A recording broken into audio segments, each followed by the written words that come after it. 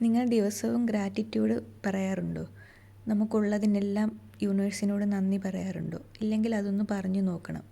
അപ്പോൾ ആ ഒരു വ്യത്യാസം നമുക്ക് മുന്നോട്ടുള്ള ജീവിതത്തിൽ അനുഭവിച്ച് തന്നെ മനസ്സിലാക്കാൻ പറ്റും.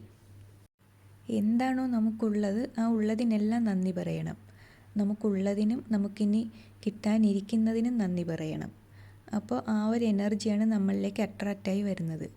നമ്മൾ ഇല്ലായ്മയിലേക്കാണ് നോക്കുന്നതെങ്കിൽ ആ ഒരു എനർജി ആയിരിക്കും നമ്മളിലേക്ക് അട്രാക്റ്റ് ആവുന്നത്. അപ്പോൾ നമുക്കുള്ളത് എന്താണോ ആ ഉള്ളതിൽ നമ്മൾ സന്തോഷവാനാണെന്ന് പറഞ്ഞ് നമ്മൾ നന്ദി പറയുകയാണെങ്കിൽ നമുക്ക് അത് കൂടുതൽ നമുക്ക് കിട്ടുന്ന ഓരോ ചെറിയ കാര്യങ്ങൾക്ക് നന്ദി പറഞ്ഞു തുടങ്ങുക.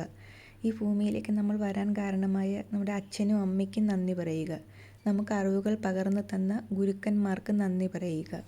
എല്ലാ ദിവസവും ഇങ്ങനെ ചെയ്യുമ്പോൾ നമ്മുടെ എനർജി വൈബ്രേഷൻ ഉയർന്നുകൊണ്ടേയിരിക്കും.